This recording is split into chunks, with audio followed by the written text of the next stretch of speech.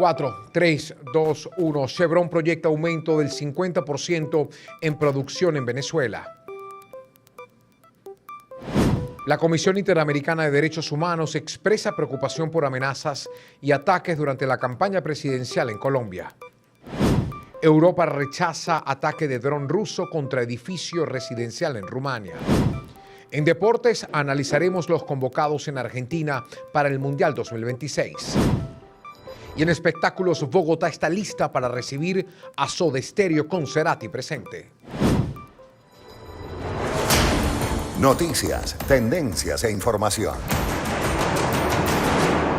Un espacio para conocer y entender lo que domina la agenda en Venezuela y el mundo. Informe Olavarrieta. Viernes 29 de mayo del 2026, como siempre los saluda Luis Olavarrieta. Bienvenidos a Informe Olavarrieta. A partir de este momento los llevaremos a las noticias más importantes de Venezuela y el mundo. Este programa llega a ustedes gracias a Brit, nutrición que previene para tus mascotas, Astrolate de Samoritz, chocolate de otra galaxia y cóbrala a tus panas o clientes con las notificaciones push de Banesco. De esta forma comenzamos. La actualidad venezolana es noticia. Informe Olavarrieta. Y la principal noticia a esta hora tiene que ver con el director ejecutivo de Chevron, Mike Wirth, quien proyectó un aumento del 50% en su producción para Venezuela para finales del 2028. Wirth dijo que la producción de las empresas pasaron de los 50.000 barriles diarios a más de 250.000 por día en los últimos 2 años. Añadió que las medidas adoptadas por Chevron desde principio de año deberían permitirle aumentar la producción. Según el directivo de la compañía, existe potencial para ir incluso más allá si Chevron obtiene las condiciones contractuales que se buscan. Además, se pudo conocer que Venezuela importó más de 5.000 barriles de nafta, lo que es un promedio de 56.000 y 120.000 barriles diarios entre enero y febrero de este año, según cifras de la Agencia de Información de Energía de los Estados Unidos.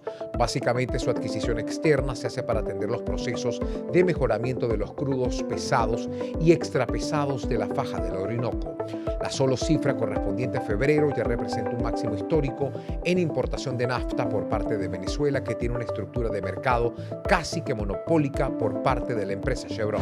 La oposición venezolana planteó una negociación con el gobierno de la presidenta encargada Delcy Rodríguez y el acompañamiento de Estados Unidos para lograr un nuevo proceso electoral presidencial. Jonathan Cárdenas con la información. A través de lo que denominaron como el Manifiesto de Panamá, señalaron que la elección debe ser libre, transparente y soberana con observación internacional. Pidieron que el comicio se realice con nuevas autoridades en el Consejo Nacional Electoral, que sean independientes y respetables, así como un cronograma viable y verificable. El sector opositor considera necesarios gestos que contribuyan a un ambiente político favorable, entre ellos la liberación de los presos políticos y el retorno seguro de los exiliados. También llamaron a construir un acuerdo nacional que incluya a la ciudadanía, gremios, sindicatos, partidos y movimientos democráticos, iglesia, universidades y sectores productivos. Ratificaron el apoyo al plan de 3 fases establecido por Estados Unidos para Venezuela. Jonathan Cárdenas, Unión Radio. La ONG venezolana Acceso a la Justicia exhortó a la Asamblea Nacional a publicar las reglas, cronograma, así como los criterios de evaluación para la elección de los nuevos magistrados del Tribunal Supremo de Justicia. La organización dijo que la ausencia de estos elementos representa un riesgo para el proceso debido a que se pueden reproducir prácticas opacas que han caracterizado las designaciones anteriores. En su visita a Monagas, el diputado a la Asamblea Nacional Stanley González manifestó que la ley de amnistía sigue vigente, por lo que se exigió la liberación de personas que aún permanecen detenidas. Johnny Moisés Ulloa con el reporte.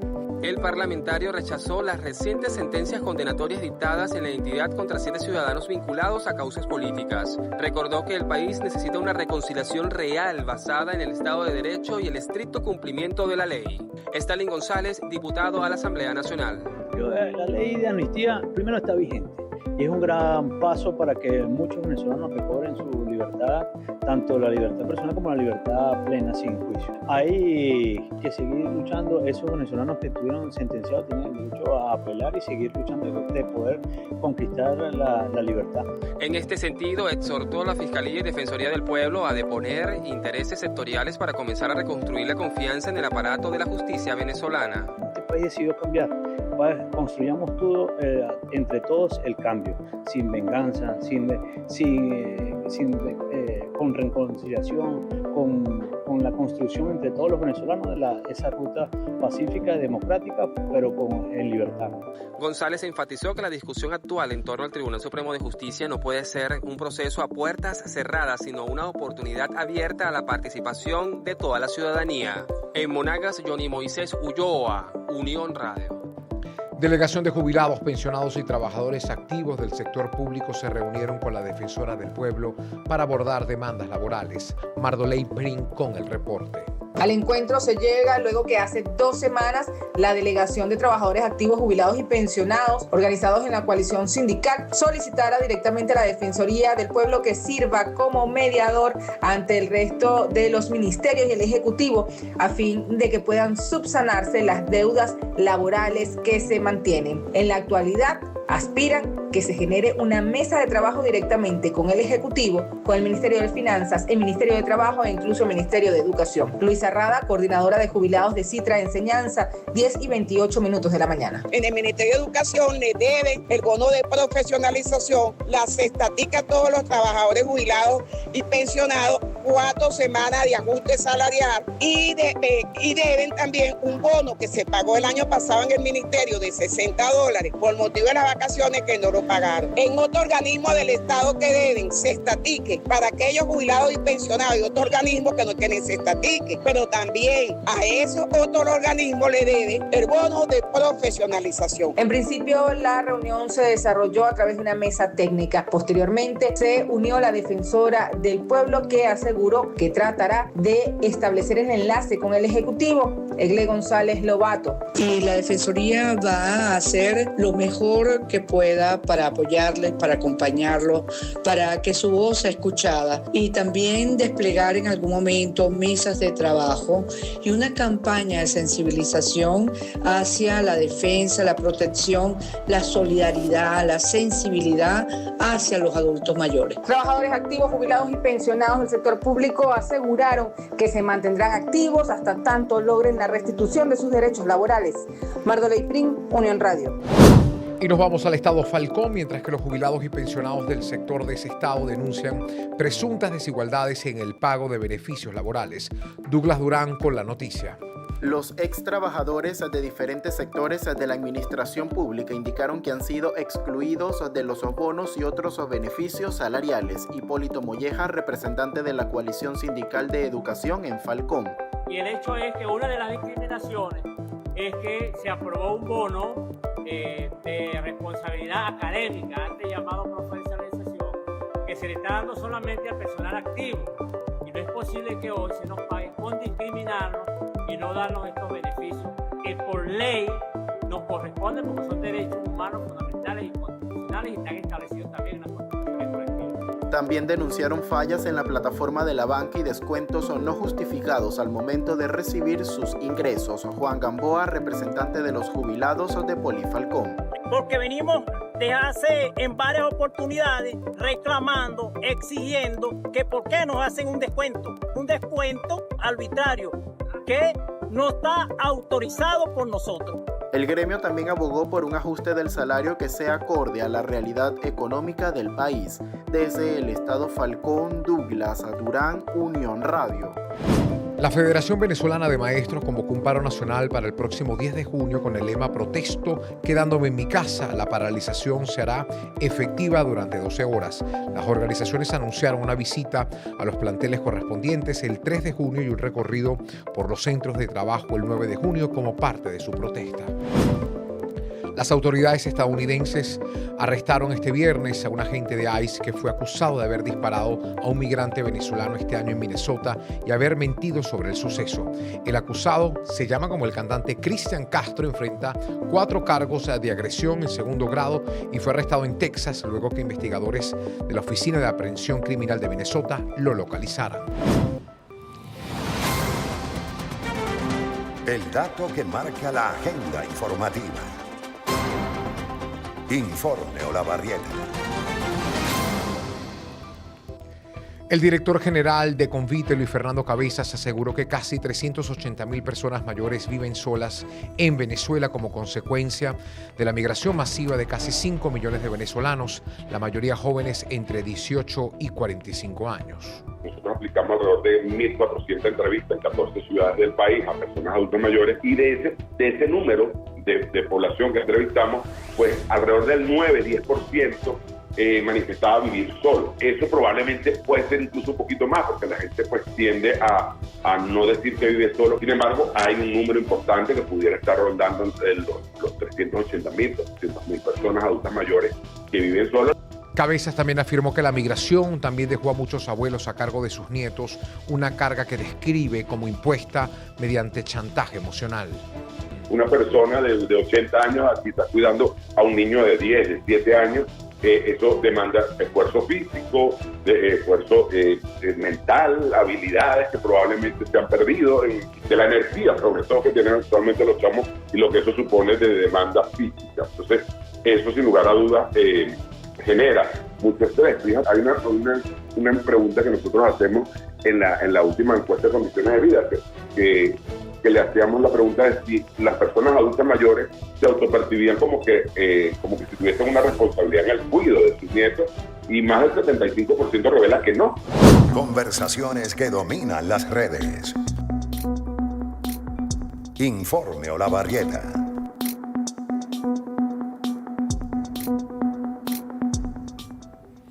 ¿Y qué pasa si hacemos protagonista del Mundial al futbolista menos conocido? Esta es la campaña más viral del día que ha explotado en las redes sociales. Y es que con esa pregunta el influencer argentino Valen Scarsini comenzó un desafío en redes sociales que terminaría convirtiendo en una estrella al defensor de la selección de Nueva Zelanda, Tim Paine. Scarsini publicó un video en el que identificaba a Paine como el jugador menos conocido en la próxima Copa del Mundo, por lo que animó a sus seguidores a unirse para potenciar su presencia en redes sociales. Sin embargo, nadie esperaba que los resultados fueran casi inmediatos. Hoy la cuenta de Instagram de Paine supera el 1.700.000 seguidores en menos de 3 días, tras contar con menos de 5.000 seguidores en sus comienzos. Conversaciones que dominan las redes. Informe Olavarrieta.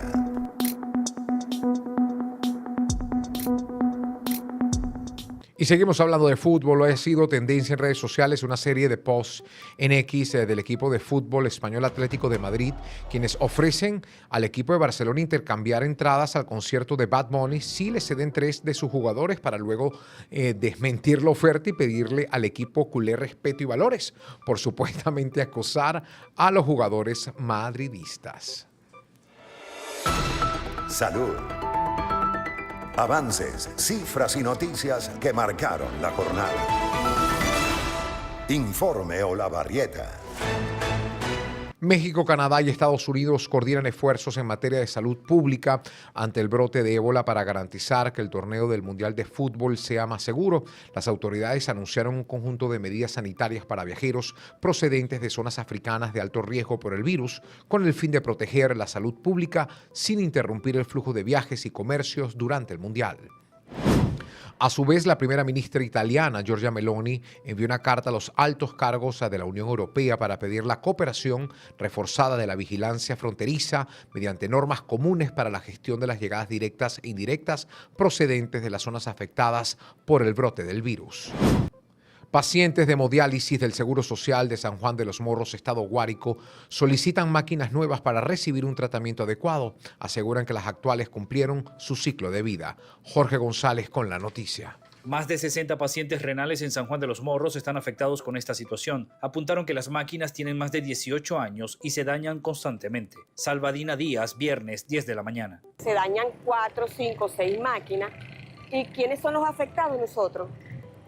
Porque nos ponen a hacer tratamiento cruzado. Es decir, a mí me meten en la máquina de ella si ella no viene, a él lo meten en la mía. Esto es un riesgo para nuestra salud. Apuntaron que tampoco están recibiendo las 4 horas de diálisis correspondientes y esto afecta su salud. José Luis Castillo, paciente renal, viernes, 10 y 15 de la mañana. Todo lo que comía lo vomitaba. ¿Por qué? Tengo los niveles altos de urea y de creatinina. ¿Por qué? Porque falta de una buena diálisis. Una diálisis normal son 4 horas la sesión de diálisis. Todavía aceptamos las 3 horas y media. Y aparte de eso, nos quieren quitar media hora más. Hermano, el sector salud no puede hacer eso. Porque la vida de nosotros lamentablemente depende de esa máquina. Finalmente solicitaron a las autoridades efectuar una jornada de colocación de fístulas arteriovenosa, las cuales son muy costosas y superan los $800. En Guárico, Jorge González, Unión Radio. Panorama Internacional. El mundo es noticia. Informe Olavarrieta. Y en internacionales nos centramos en Colombia. La Comisión Interamericana de Derechos Humanos manifestó su preocupación por los hechos de violencia registrados durante la campaña presidencial en ese país y pidió al Estado adoptar las medidas necesarias para garantizar la seguridad de los candidatos presidenciales. Las elecciones presidenciales en Colombia se van a celebrar este domingo 31 de mayo para elegir al presidente y al vicepresidente de la República.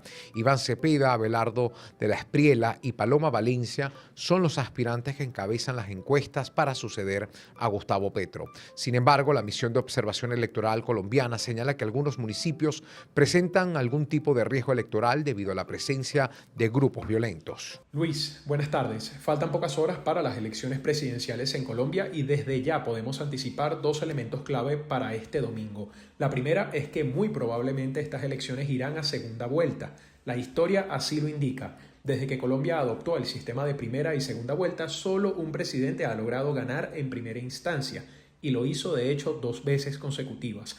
Ese presidente es Álvaro Uribe Vélez en 2002 y 2006. Lo segundo es que los resultados se conocerán aproximadamente 2 horas y media después del cierre de las votaciones, es decir, sobre las 6 de la tarde, hora de Colombia, 7 de la noche en Venezuela. Así nos los confirmó en entrevista exclusiva con Unión Radio, el registrador nacional Hernán Penagos. Hablando de votantes, más de 41 millones de colombianos están habilitados para elegir al sucesor de Gustavo Petro en la Casa de Nariño para el periodo 2026-2030. De esa cifra, 1.400.000 están en el exterior y de ellos, casi 180.000 se encuentran en Venezuela. 3 candidatos encabezan las encuestas. Son Abelardo de la Espriella, Iván Cepeda y Paloma Valencia. En total, 13 aspirantes se inscribieron en esta contienda. Además, para estas elecciones, Colombia tendrá la mayor misión de observación electoral de su historia. Más de 25.000 personas fueron acreditadas para verificar el desarrollo de este proceso. Luis, el equipo de Unión Radio está acreditado para cubrir las elecciones en Corferias, el centro de votación más grande de Bogotá, donde votan 6 millones de los 41 millones de colombianos habilitados. Estaremos con toda la información en tiempo real. Luis. A solo 10 días de la segunda vuelta presidencial en Perú, una nueva encuesta ubica a la candidata derechista Keiko Fujimori como la gran ventaja sobre el izquierdista Roberto Sánchez, aunque el alto número de indecisos mantiene abierto el panorama electoral. Desde Lima nos trae el reporte Oliver Rodríguez. La más reciente encuesta del Instituto de Estudios Peruanos señala que Keiko Fujimori alcanza un 36% de intención de voto frente al 30% de Roberto Sánchez, ampliando así su ventaja a 6 puntos. El estudio además muestra que la candidata de Fuerza Popular incrementó sus preferencias en las últimas semanas, mientras Sánchez registró un ligero descenso. Pese al resultado, Fujimori pidió cautela y aseguró que no hay espacio para la confianza en el tramo final de la campaña. El sondeo también revela cambios en el comportamiento del electorado. Los votos blancos y nulos cayeron de 24% en abril a solo 6% en mayo. Sin embargo, los indecisos aumentaron hasta el 26%, mientras un 2% asegura que no acudirá a votar el próximo 7 de junio. La encuesta aplicada a 1.204 personas muestra además que Fujimori concentra mayor respaldo en Lima y sectores de mayores ingresos, mientras Sánchez mantiene fuerza en zonas rurales y regiones del centro y oriente del país. En Perú, Oliver Rodríguez, Unión Radio. Y nos vamos a Brasil.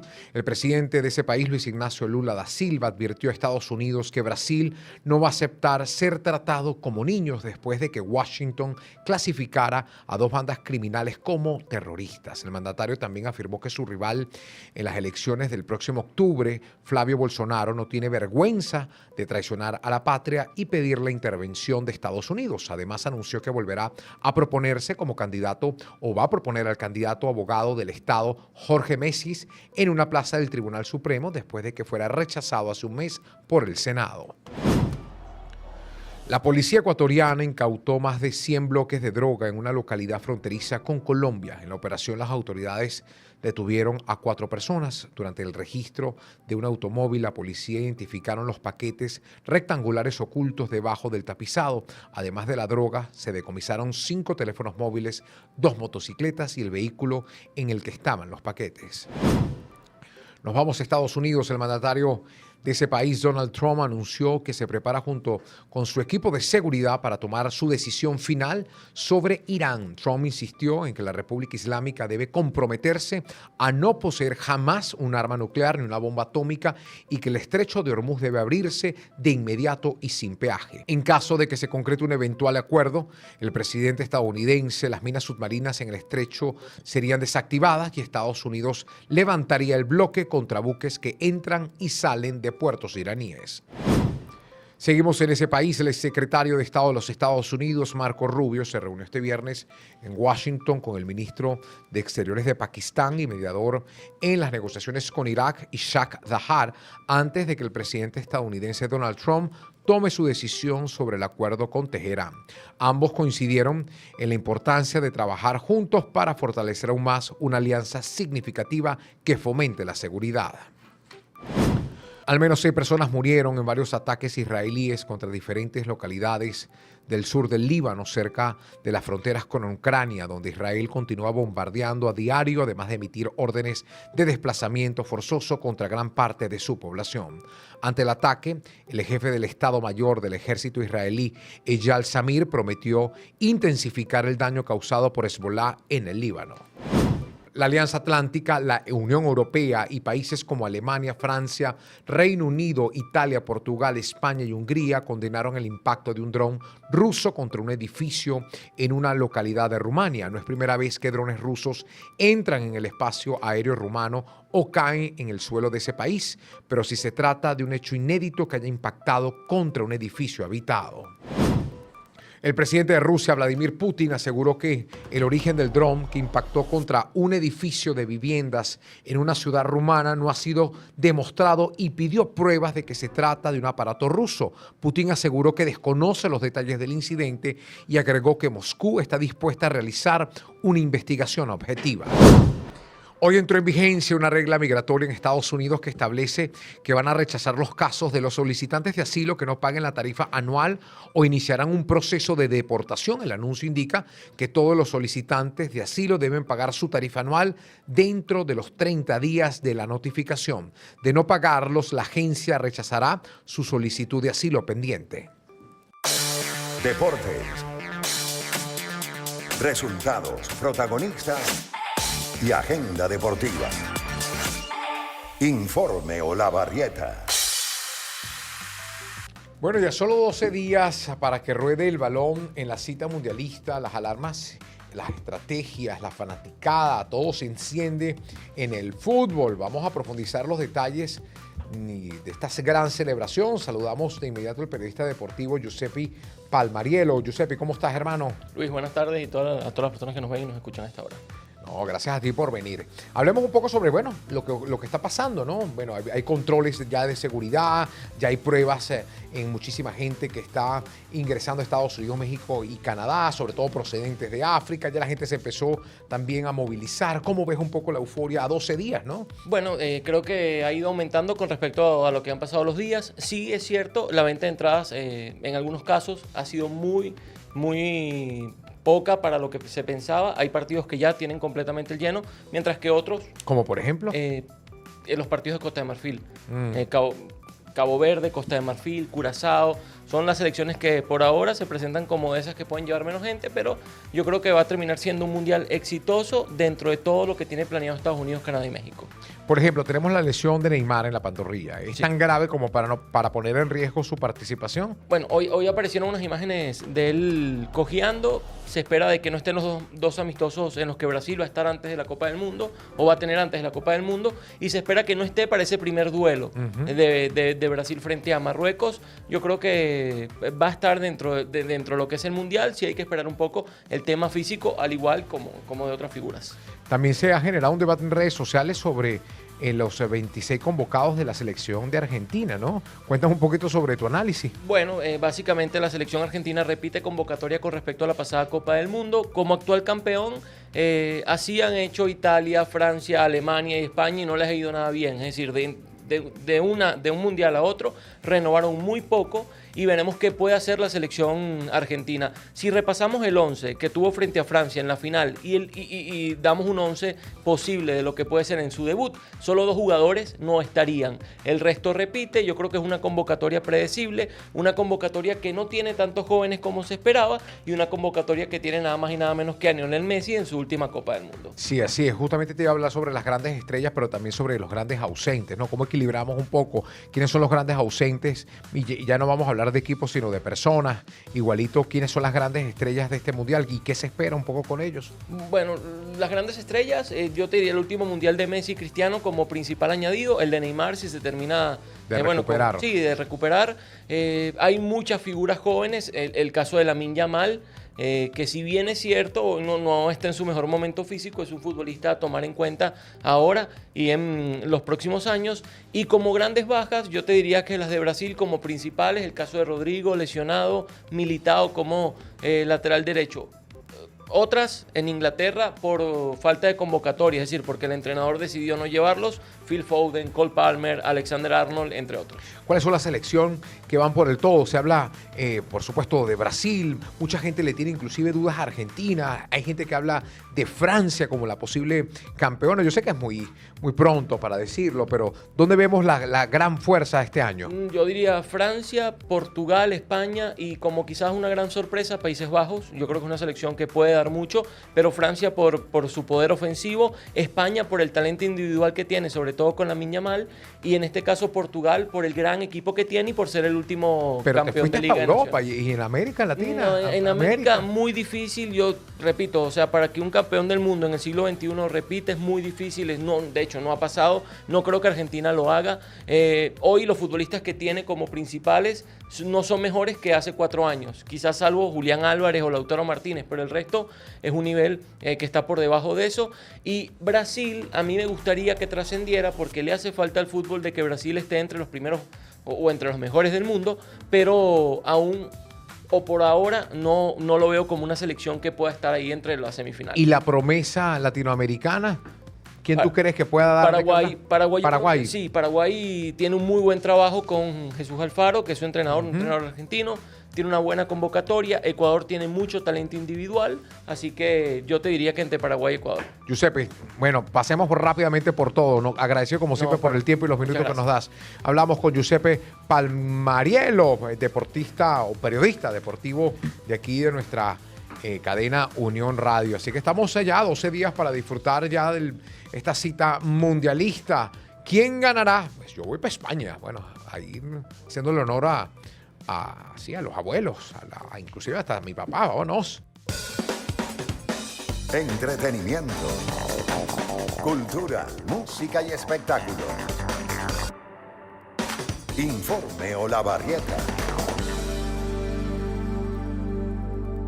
Bueno, vamos con entretenimiento, ¿no? Y sí, nos trasladamos a Bogotá, ciudad en que la expectativa es total con el concierto de Soda Stereo, un evento que promete un despliegue tecnológico inédito para revivir a la gran figura de Gustavo Cerati mediante un holograma. Por ello, la periodista Dulce Ramos nos trae un vistazo exclusivo sobre este montaje que va a conmover a millones de fanáticos. Hola Luis, te saludo desde la ciudad de Bogotá, donde anoche se realizó el primero de 3 conciertos de la gira Ecos de la banda argentina Soda Stereo. Sobre el escenario están Charly, Zeta y Gustavo Cerati desafiando las fronteras de la muerte. El holograma que podrá ver el público de Gustavo Cerati se realizó con inteligencia artificial que tomó imágenes de varios conciertos que dio la banda argentina en el año 2007. Vale destacar que los pioneros en este tipo de conciertos fue la banda sueca ABBA en el año 2022. Por supuesto, estaremos ahí viendo uno de los conciertos y el lunes traeremos detalles. Bueno, y de esta forma terminamos, no sin antes agradecerles que nos hayan acompañado toda esta semana informativa. Nos escuchamos el próximo lunes 1 de junio, ya entra el lunes 1 de junio, pendiente con todo lo que ocurra en Colombia este domingo, día de elecciones. Así que despedimos también al equipo que me acompaña, en la dirección multimedia Jorge Branco, en la producción Noticias de Unión Radio, Daniel de Alba también, Bárbara Subero, Andy Morillo y Alfredo Portela. También despedimos a nuestra querida pasante, Ari, gracias Ari por estar con nosotros. Okay, esperamos verte pronto. En la jefatura Juan Fumón, en la coordinación Jessica Ferrer y en la gerencia Ricardo Martínez Osorio, que les habla Luis Olavarrieta. Este programa llega a ustedes gracias a Astrolate de San Moritz, chocolate de otra galaxia, Brit, nutrición que previene para tus mascotas. Y bueno, cobrará a tus panas o clientes con las notificaciones push de Banesco. Chao, chao. Informe Olavarrieta. Información y contexto para cerrar la actualidad informativa.